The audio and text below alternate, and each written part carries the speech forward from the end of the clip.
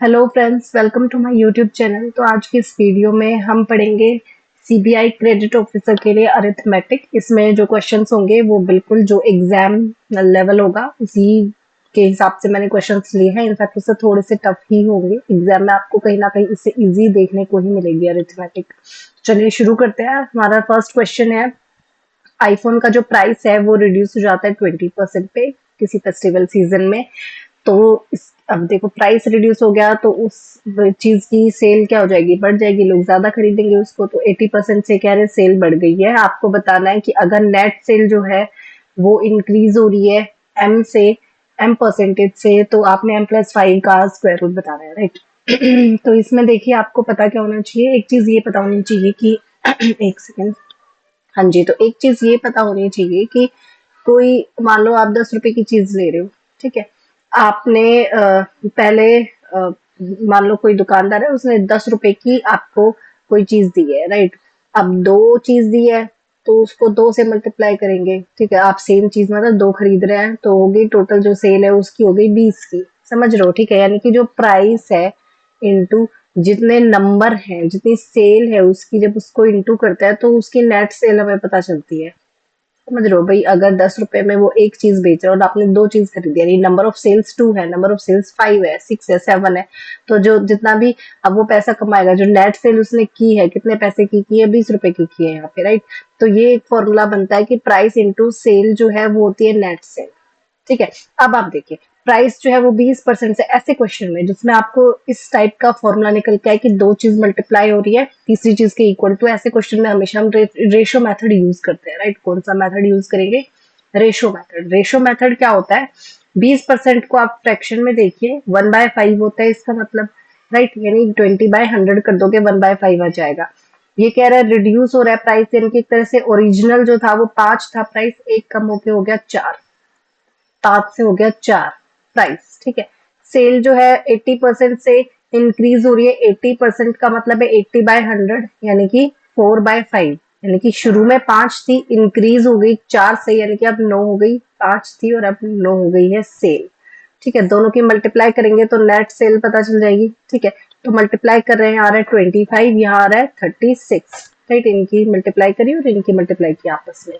इसका क्या मतलब है कि सेल उसकी शुरू में फेस्टिव सीजन से पहले 25 रुपए की हो रही थी, तो अभी 36 रुपए की हो रही है ये सब करने के बाद, ठीक है।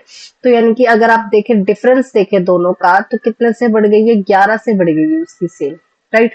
कितने पे? ओरिजिनल नीचे लिखा जाता है 25 पे, ठीक है। ओरिजिनल 25 है इंटू 100, राइट। तो ये आ जाएगा आपका 44। 44% जो है ये आया है उसकी नेट सेल निकल के, ठीक है। 44% का यहाँ पे इंक्रीज है, ये एम उसको मान रहा है, यानी कि हमारा एम की वैल्यू आ रही है 44%। ये M+5 बोल रहा है, M+5 यानी इसमें एम है 44, +5 करेंगे तो आ जाएगा 49, राइट। इसका स्क्वायर रूट करने को कह रहा है तो स्क्वायर रूट कर देंगे तो 49 का स्क्वायर रूट होता है 7, तो इसका जो आंसर है वो 7। समझ में आया? ठीक है, सिंपल सा क्वेश्चन था। सिर्फ ये एक फॉर्मूला आपको पता होना चाहिए कि price into sale is equal to net sale होता है। प्राइस को फ्रैक्शन में लिख के आप देखो, इंक्रीज डिक्रीज जो बोल रखा है, सेल का इंक्रीज डिक्रीज देख लो, उसको मल्टीप्लाई करके यहाँ पे आपको जैसे एरर फाइंड करते हैं, चेंज फाइंड करते हैं, सेम वो फॉर्मूला लगाना है कि इसमें से इसको माइनस क्या, डिवाइडेड बाय ओरिजिनल ये लिखेंगे इंटू 100, ठीक है। चलते हैं नेक्स्ट अपने क्वेश्चन पर। ये है हमारा कि एक फैमिली है, उसमें 4 लोग हैं, ABCD। ये कह रहे हैं ए और सी का जो एज का सम है, ए और सी का, ये है 85, राइट। बी और डी का कह रहे हैं 60 है, बी और डी का हो गया 60, ठीक है। Age of C is 15 more than D, C जो है वो 15 मोर है डी से, यानी कि इस तरीके से लिखा जाएगा डी में 15 ज्यादा, ठीक है। और बी जो है वो 5 लेस है सी से, सी जितनी भी है उससे 5 लेस करना है, वो हो गया बी, ठीक है। ये 4 चीजें आपको दी हुई है, आपको बताना है बी की एज बतानी है आफ्टर 10 ईयर्स, राइट। तो अगेन देख के पता लग गया होगा इन सबको किसी ना किसी एक इक्वेशन को दूसरे में पुट करके इस तरीके से वैल्यू निकालनी है हमने बी की एज की, ठीक है। तो हम इसमें अपना दिमाग लगाएंगे कि क्या किया जा सकता है, छोटे से छोटा मेथड कौन सा यूज कर सकते हैं, राइट। तो आप देखिए अगर मैं इस और इस इक्वेशन को पिक करूं, ठीक है, तो डी यहाँ से कैंसिल किया जा सकता है और बी और सी निकल के आ जाएगा, और बी और सी सेम इक्वेशन इसमें भी है, और बी और सी को कंपैरिजन करके बी की वैल्यू यहाँ से फाइंड की जा सकती है, राइट। तो सबसे पहले मैं ये दो इक्वेशन यूज करूंगी, ठीक है। एक इक्वेशन है हमारी b plus d equals to 60। मैं इस डी को अगर दूसरी तरफ ले जाऊं तो ये माइनस में हो जाएगा, तो ये हो जाएगा C minus D equals to 15, right. ये प्लस का डी है, माइनस का डी है, कैंसिल कर देगा, तो यहाँ पे बच गया बी प्लस सी, ठीक है। इक्वल्स टू, इनको प्लस करेंगे आ जाएगा 75। ये है, ये सी उस सट जाएगा तो ये हो जाएगा माइनस का सी, और ये बचा -5, राइट। प्लस सी माइनस सी कैंसिल हो जाएगा, बी प्लस बी 2b हो गया। ये प्लस का है, ये माइनस का है, तो माइनस करेंगे और इसमें से इसको माइनस किया तो 70 आ गया। सिंपल मैथ्स है, ठीक है। इतना मैं एक्सपेक्ट कर रही हूँ कि आपको ये सॉल्व करना आता होगा। बी जो है उसकी वैल्यू निकल के आ गई 35, ठीक है। अब ये कह रहे 10 इयर्स के बाद बताओ, तो 10 इयर्स के बाद कितनी होगी? 45 होगी। अभी 35 है, 10 साल बाद होगी 45, ठीक है। चलते हैं अपने नेक्स्ट क्वेश्चन पर। इसमें देखिए अक्षर जो है वो 5% पर एनम कंपाउंड इंटरेस्ट के हिसाब से ऑफर कर रहा है, ठीक है। अब कंपाउंडेड हाफ ईयरली बेसिस कह रहा है, यानी कि हाफ ईयरली बेसिस का मतलब है हर 6 महीने में वो चीज कंपाउंड हो रही है, ठीक है। अब रामा जो है वो डिपॉजिट कर रहा है 1600 each on 1 January and 1 July of year. एक साल है, एक जनवरी को उसने 1600 डिपॉजिट किए, फिर 1 जुलाई को अगले 6 महीने बाद फिर से 1600 और डाल दिए उसने, ठीक है। आपने बताना है कि at the end of the year उसने कितना इंटरेस्ट यहाँ पे अर्न किया। देखिए सिंपल सा क्वेश्चन है, ठीक है।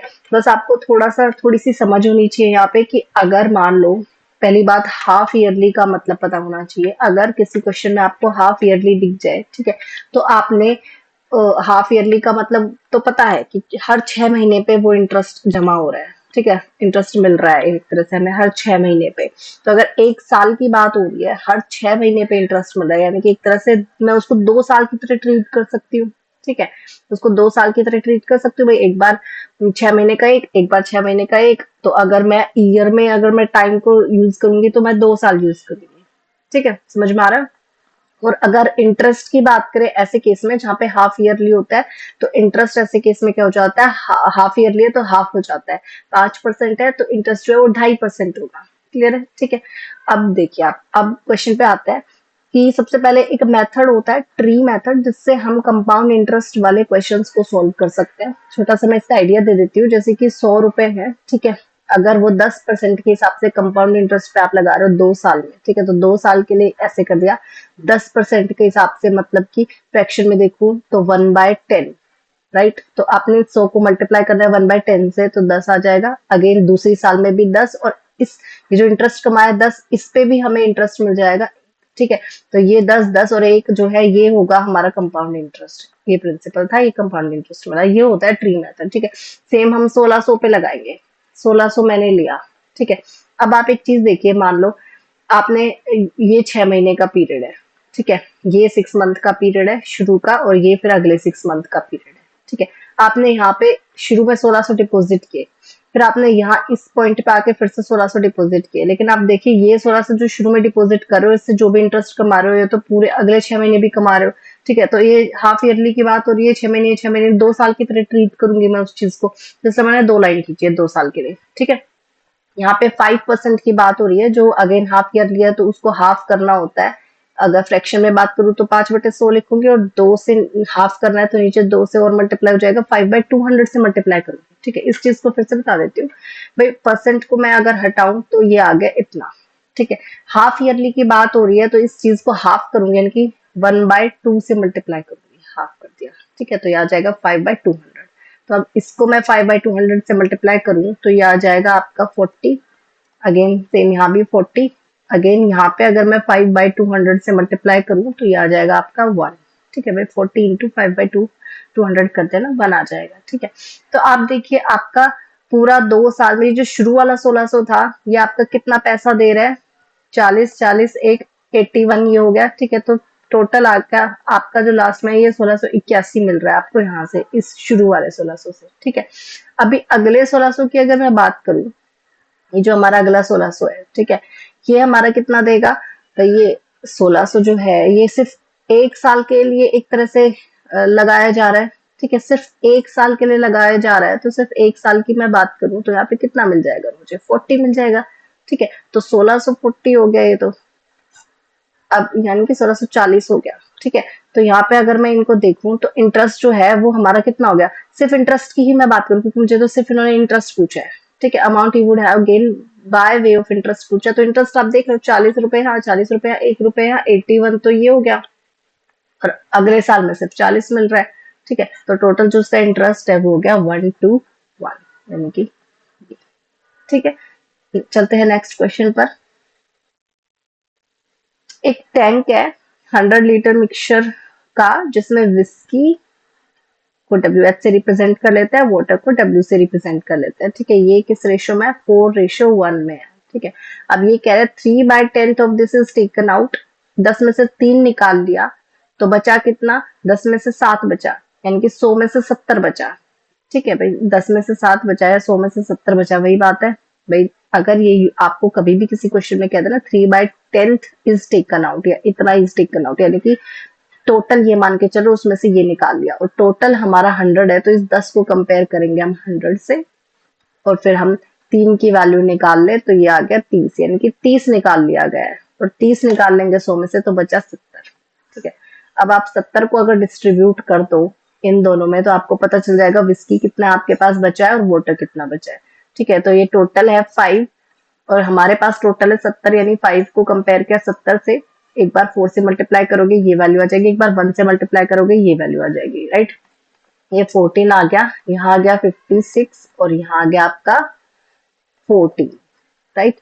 यानी कि विस्की जो बचा हुआ है उसमें 56 तो विस्की है और 14 है वाटर। अब कह रहे हैं 2 लीटर वाटर और ऐड कर दिया, ठीक है, 14 में 2 और ऐड कर दिया तो आ जाएगा 16, राइट। यहाँ पे आ गया हमारा ये 56 है ही। अब ये कह रहा है कि 1/4 जो है वो भी निकाल लिया। ठीक है, अब 1/4 निकाल लेंगे, यानी कि आप टोटल देखिए आपके पास कितना है, टोटल आपके पास है यहाँ पे 72। आप इसमें से 1/4 निकाल लोगे, बचेगा कितना, 3/4। ठीक है, 3/4 से मल्टीप्लाई कर लो, आपको पता चल जाएगा आपके पास बचा कितना है, तो ये हो जाएगा आपका 54, राइट। 54 आपके पास क्वांटिटी बची है यहाँ पे, और 54 को भी आप सेम रेशो में डिस्ट्रीब्यूट करेंगे। एक बार इसको शॉर्ट कर लेते हैं हम, ठीक है, यहाँ पे 4 से कैंसिल कर देंगे तो ये हो जाएगा, या 8 से कर देंगे ये आ जाएगा, राइट। हाँ जी, तो ये आ जाएगा 7:2 में है आपका विस्की और वाटर। अब आपके पास बचा है इतना लीटर। ठीक है, अब आप इसको देखो, इसमें कितना विस्की और कितना वाटर है, तो ये आपको 9 से कंपेयर करना पड़ेगा। ये 6 पे गया तो ये आ जाएगा 42 और ये आ जाएगा 12। ठीक है, 42 आ गया, ये 12 आ गया। अब ये कह रहा है 3 लीटर आप इसमें विस्की ऐड कर रहे हैं तो ये आ जाएगा 45 और ये आ जाएगा 12। आपको विस्की और वाटर का रेशियो बताना था, यानी यही बताना था। लास्ट में इतना बचा है, ठीक है, इसको और कैंसिल कर सकते हैं तो कर लेंगे, ये 3 से कैंसिल हो जाएगा तो ये आ जाएगा यहाँ पे 15:4, यानी कि ठीक है। तो क्वेश्चन में एक बार मैं फिर से बता देती हूँ थोड़ा सा सिंपल लैंग्वेज में, कि जो जो वो बोलता जा रहा है वो आप करते जाओ। उसने बोला है शुरू में 100 लीटर आप मिक्सचर ले रहे हैं, ठीक है भाई, इस रेशो में है, ऑलरेडी वो दे रहा है कि 4:1 में है, ठीक है, आपको पता है, आराम से इस चीज को कैलकुलेट किया जा सकता है कि 4:1 का मतलब क्या है। ठीक है, अगर ये नहीं बोलता इसमें से कुछ निकाला गया है तो आप 100 को अगर डिस्ट्रीब्यूट करें 4:1 में, यानी कि 5 को कंपेयर करोगे 100 से। ठीक है भाई, टोटल ये 4 और 1 हो गया 5, आप टोटल कह रहे हो 100 है, तो 5 को कंपेयर करोगे 100 से जो आ गया 20। ठीक है, तो 20 चौक 80 हो गया, यानी कि ये 80 और 20 में डिस्ट्रीब्यूट है, लेकिन इन्होंने बोल दिया कि इतना निकाल दिया, कितना निकाल दिया और कितना बच गया आपने वो फाइंड कर लिया कि 56 और 14 के रेशो में आ गया। ठीक है, उसमें कितना ऐड किया फिर ऐड कर लो, फिर उसने कहा फिर से निकाल लिया, ठीक है, निकाल लिया तो कितना बच गया, 1/4 निकाल लिया तो 3/4 बच गया, तो टोटल जो भी था उसका 3/4 कर दिया, आपको बचे हुए का पता चल जाएगा। ठीक है, तो बच गया, उसका भी रेशो फाइंड कर लिया। अब जो आपका टोटल है आपने सिर्फ उसको क्या करा है, कंपेयर करा है, अलग अलग उनकी वैल्यू फाइंड किया। ठीक है, ये रेशो मेथड होता है, इसमें आपको थोड़ी सी प्रैक्टिस से समझ में आ जाएगा कि जब निकालते हैं, जब कोई चीज उसमें ऐड करते हैं तो किस तरीके से स्टेप बाय स्टेप इस चीज को करना होता है। चलते हैं अपने नेक्स्ट क्वेश्चन पर। इसमें देखिए सिंपल सा क्वेश्चन है कि जयपुर और नागपुर जो है 450 किलोमीटर है टोटल। ये कह रहा है कि 150 किलोमीटर यहाँ पे हम डिस्ट्रीब्यूट कर लेते हैं। तो जो 150 किलोमीटर है वो बस से ट्रैवल किया गया, फिर 20 मिनट का वेट किया गया ट्रेन के लिए, फिर अगला 150 जो है इस स्पीड से ट्रैवल किया गया और उसके बाद 40 मिनट्स का वेट किया गया और उसके बाद कार से अगला 150 यहाँ पे ट्रैवल हुआ इस स्पीड से। ठीक है, ऐसा कुछ दे रखा है क्वेश्चन में, आपने एवरेज बताना है। सिंपल सा एवरेज का आपको फॉर्मूला पता होना चाहिए एवरेज स्पीड का। एवरेज स्पीड का फॉर्मूला होता है total distance upon total time.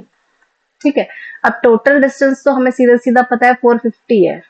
ठीक है, 450 है। अब हमें पता क्या होना चाहिए, टोटल टाइम पता होना चाहिए। तो ये पता लग गया तो डिवाइड करके हम एवरेज स्पीड निकाल लेंगे। ठीक है, अब टोटल टाइम देखिए, एक सिंपल सा फॉर्मूला है, speed is equal to distance upon time का। ठीक है, स्पीड और डिस्टेंस है 150। ठीक है, शुरू का जो 150 है मैं उसकी बात कर रही हूँ। 150 जो है बस से ट्रेवल हुआ है 30 की स्पीड से। ठीक है, टाइम उससे हट जाएगा, 30 साइड आ जाएगा तो कैंसिल आउट करके आ जाएगा 5। ठीक है, तो पहला टाइम जो है वो 5 आ गया। ठीक है भाई, अब अगेन अगला 150 जो है वो 75 की स्पीड से यहाँ पे हो रहा है, यानी कि इसको 75 से इस बार 150 जो है उसको 75 से डिवाइड कर दो। सेम फॉर्मूला यूज करो, टाइम निकाल लो अगले 150 के लिए। ठीक है, तो ये आ जाएगा 5 यानी कि 2 आ जाएगा। नेक्स्ट जो है वो 2 आवर में ट्रैवल हो रहा है। ठीक है, उसके बाद अगला 150 जो है वो 40 की स्पीड से ट्रैवल हो रहा है, यानी कि ये आ जाएगा आपका पॉइंट्स में आ जाएगा 3.75 आ जाएगा। ठीक है, तो ये 3 टाइम तो ये हो गए जो सीधे सीधे 150 किलोमीटर इस स्पीड से आ रहे हैं, तो उसमें लग रहे हैं ये टाइम। बस जो है वो इतना टाइम ले रही है, ट्रेन इतना टाइम ले रही है और कार इतना टाइम ले रही है 150 किलोमीटर को ट्रैवल करने के लिए। ठीक है, अभी इन्होंने बीच में हाल्ट भी दे रखा है कि यहाँ पे 20 मिनट का हम रेस्ट ले रहे हैं। ठीक है, वेट कर रहे हैं और एक बार 40 मिनट का कर रहे हैं, टोटल हो गया 60 मिनट। 60 मिनट का मतलब 1 घंटा, तो 1 घंटे का टाइम ये भी हो गया टोटल में। ठीक है, तो आप इन सबको टाइम को प्लस कर लो, टोटल टाइम आपके पास मिल जाएगा। फिर 5 और 1 6 7 8 9 10 11, यहाँ आ जाएगा 11.75 आ जाएगा। ठीक है, टोटल टाइम आपने निकाल ही लिया। अब इनको डिवाइड करोगे तो आपको कैंसिल आउट करके ये आ जाएगा। ठीक है, तो आज के लिए बस इतना ही। होप आपको ये क्वेश्चन समझ में आए होंगे। अगर नहीं समझ में आए तो आप वीडियो को दोबारा देख लेना। अगर फिर भी कोई डाउट हो तो आप मुझे कमेंट सेक्शन में बता सकते हैं। Thank you so much.